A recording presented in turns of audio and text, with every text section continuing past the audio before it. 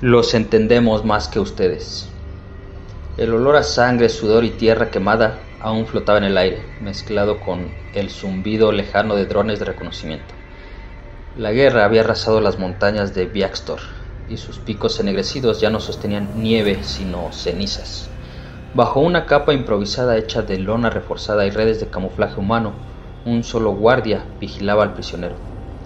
El prisionero no se movía, era alto, su piel escamosa tenía tonos de obsidiana líquida, y sus ojos, 4, parecían cerrados.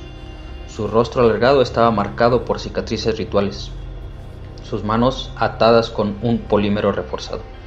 Temblaban levemente, no de miedo, sino de frustración.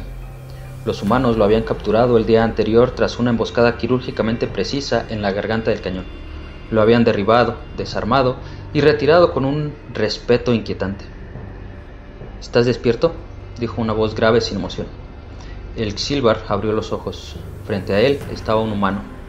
No llevaba insignias, su armadura era simple, manchada, sin decoraciones ni galardones visibles. Tenía el rostro cubierto por una barba áspera y descuidada. En sus ojos había cansancio y algo más antiguo, algo que Xilbar no lograba identificar. ¿Vas a interrogarme, humano? ¿Torturarme para obtener información?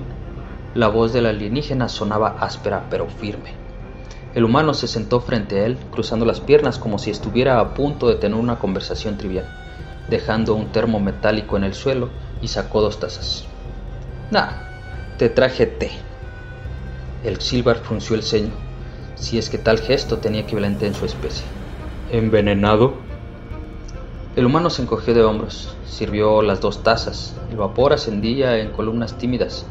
Le ofreció una al prisionero, que la observó con cautela antes de aceptar con manos aún atadas. ¿Por qué?, preguntó el Xilbar después de oler el té, sorprendido por la suavidad floral del vapor. Porque hablar es más útil que gritar, respondió el humano.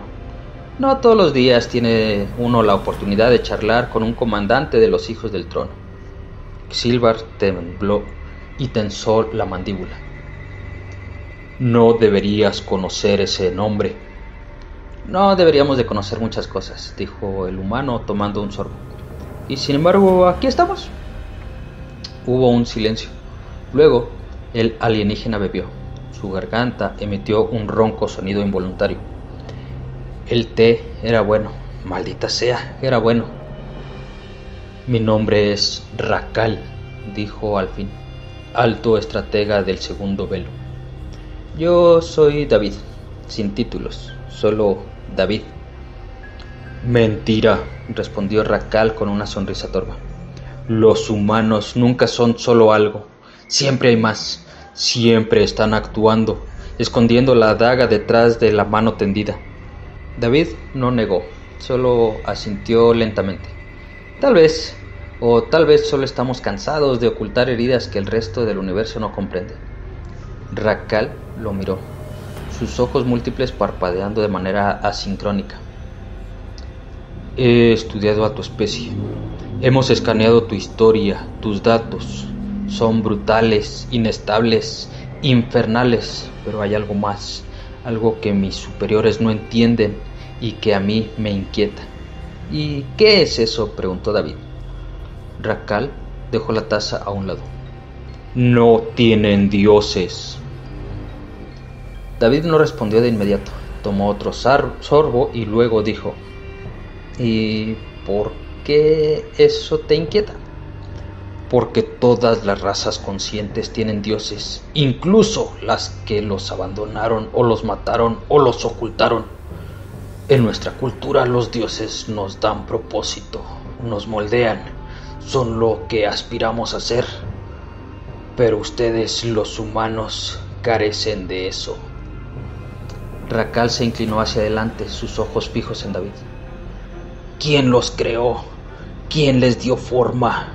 ¿Quién les enseñó la moral, el arte, la disciplina, el temor? ¿Cómo llegaron tan lejos sin nadie por encima? David lo miró con una expresión ilegible. Luego señaló la cicatriz en su brazo, una quemadura vieja. Nosotros mismos nos creamos. Aprendimos moral cuando el primero decidió no devorar a su hermano. Aprendimos arte cuando alguien quiso mostrarle a otro cómo se sentía sin palabras. Y aprendimos disciplina cuando entendimos que sin ella moriríamos. No necesitábamos un Dios que nos premiara o castigara. La realidad ya lo hacía. Racal se quedó en silencio. Sus mandíbulas inferiores se movieron como si dudara en hablar. Eso es monstruoso. David asintió lentamente. Sí, lo es. Racal bajó la mirada. Entonces, no somos tan distintos. David levantó una ceja. ¿En qué sentido? También nosotros matamos a nuestros dioses, pero lo hicimos juntos, como especie, cuando creímos ser dignos de ocupar su lugar. Ustedes lo hicieron desde el principio, cada uno solo, cada uno naciendo con el vacío y llenándolo con voluntad. David se levantó. Tal vez por eso no nos entienden, tal vez por eso esta guerra comenzó. Racal lo miró. ¿Y cómo termina? David miró hacia afuera, donde el sol rojo de Biakstor comenzaba a asomarse entre las nubes de ceniza. Aún no lo sé, pero sé esto. Si ustedes luchan por sus dioses, nosotros luchamos por algo más difícil de destruir. ¿Qué? Susurró Racal. David lo miró, sus ojos tan humanos y a la vez tan lejanos. Por nosotros mismos. La brisa de Biakstor silbaba entre los restos metálicos de la aeronave estrellada. Afuera, la guerra se acallaba momentáneamente, como si incluso los campos de batalla contuvieran el aliento para escuchar lo que se decía bajo la lona de aquella tienda. Racal aún sentía el sabor del té humano en la lengua. Había algo en él que le provocaba recuerdos que no tenía, imágenes que no comprendía. No era veneno, pero tampoco era solo una infusión. «¿Luchan por ustedes mismos?», repitió como si masticara una palabra extranjera.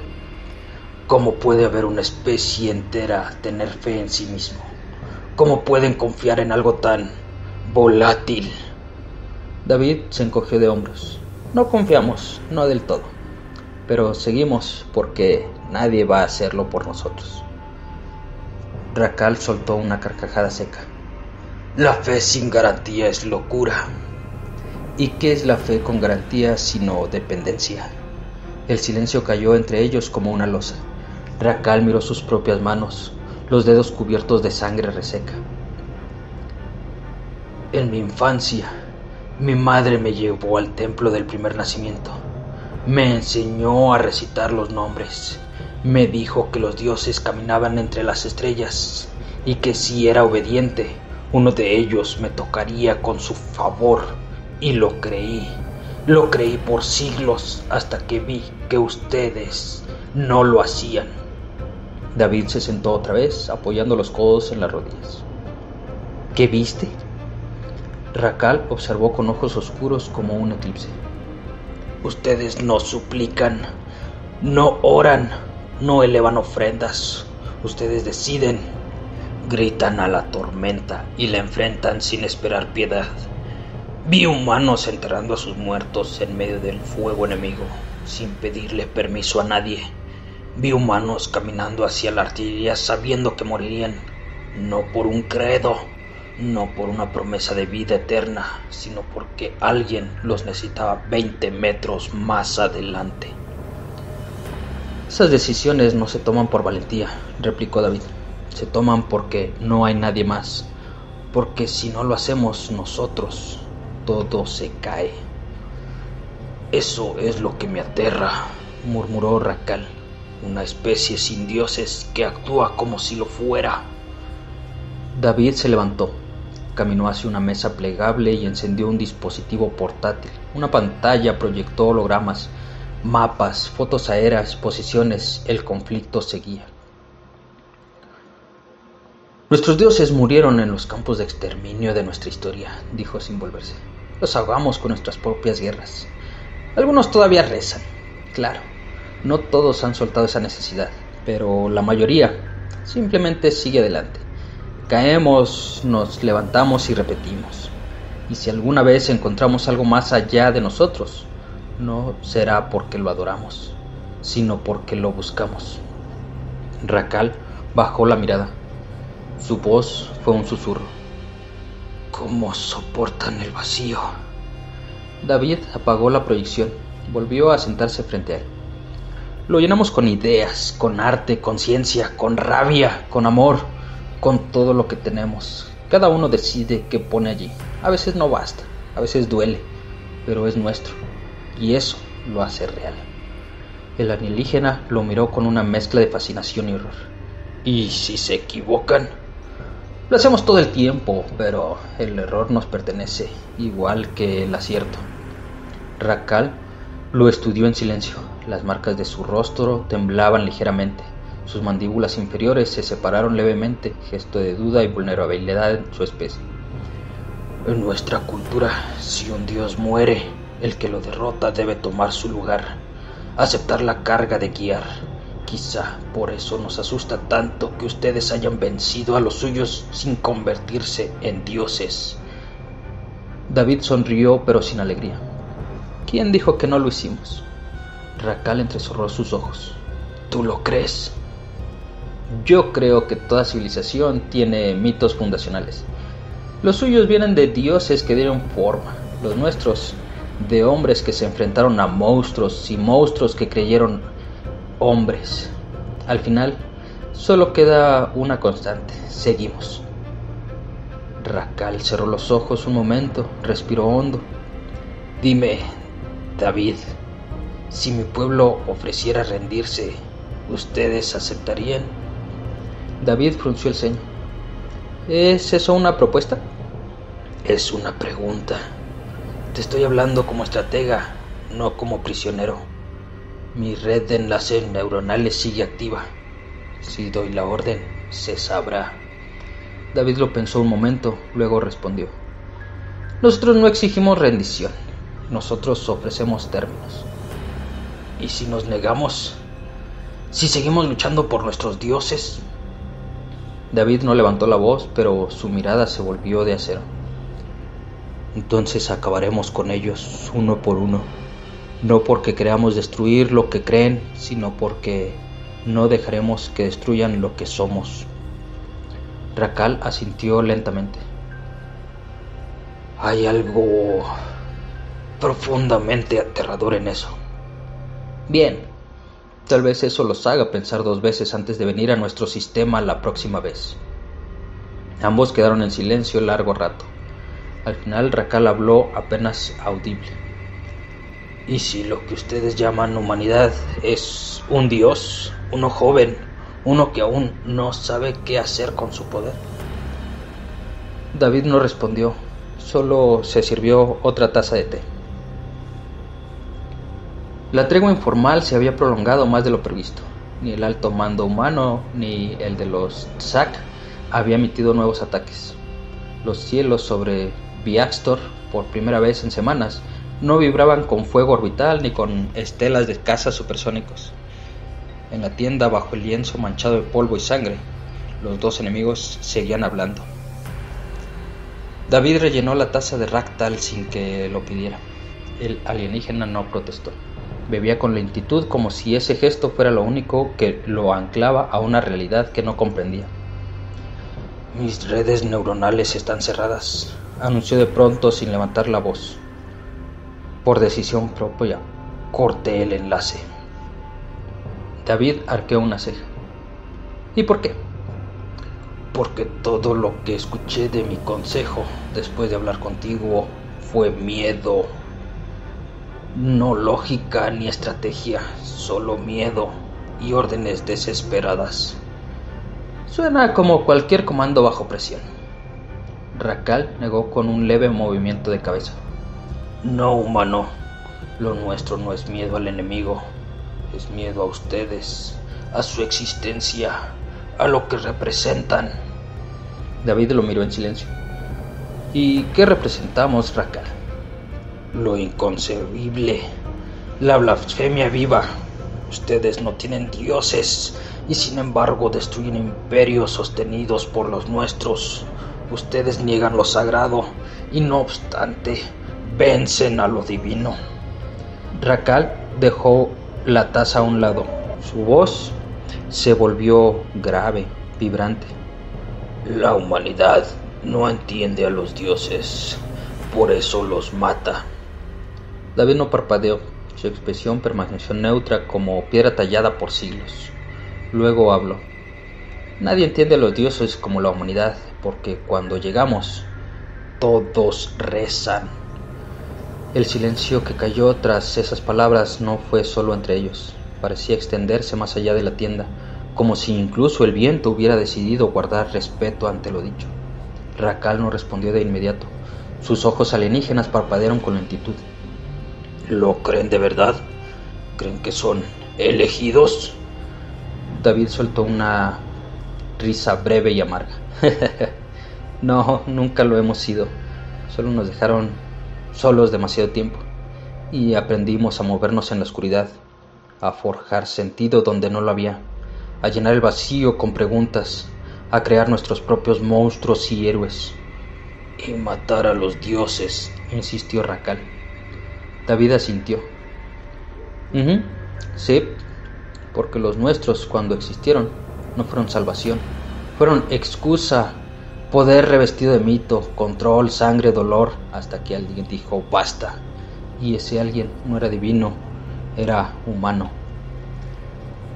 Racal se puso de pie lentamente, aún débil pero erguido. Sus cadenas le impedían más que unos pocos pasos.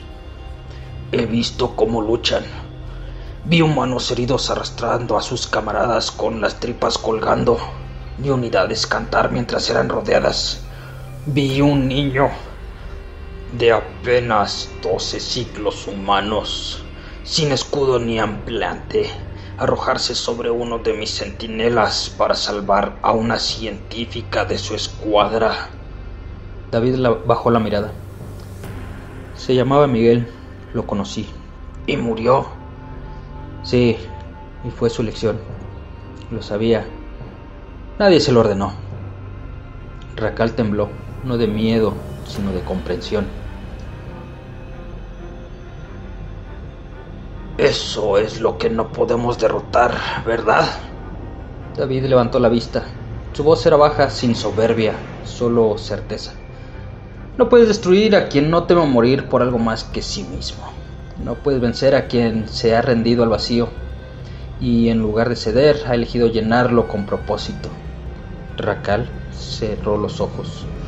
Entonces no fue locura, fue un error, fue evolución o condena, todo depende del ángulo. Fuera de la tienda, unos pasos se acercaron. Era el teniente Inoue. Se detuvo en la entrada mirando con suspicacia al prisionero. Comandante, el consejo ha respondido. Proponen reunión con testigos neutrales. Posible sesión de Viaxtor bajo condiciones. David se levantó. Gracias, teniente. Dígale que aceptamos hablar, pero que deben venir sin dioses. Inoue arqueó una ceja. ¿Sin qué? Sin símbolos, sin credos, sin amenazas, con forma. Solo hechos, solo decisiones. Inoue asintió y se retiró. David volvió a mirar a Racal. ¿Te quedas con nosotros? El alienígena dudó. Me enseñaron a ser voz de mis dioses. Ahora me pregunto si fui eco de su miedo. Puede ser algo más. Aún hay tiempo. Racal lo miró con los ojos húmedos por primera vez. No lágrimas. Su especie no lloraba como los humanos, pero sí con un temblor que hablaba de grietas interiores. Tal vez haya más verdad en su locura de lo que nunca quisimos aceptar. David asintió. Se giró para salir, pero antes de apartar la lona que cubría la entrada, dijo: Todos creen que no entendemos a los dioses, que los matamos por ignorancia, pero nosotros los conocimos primero. ¿Cómo lo sabes? David se detuvo. Porque los inventamos y luego tuvimos que vivir con ellos. Salió sin mirar atrás.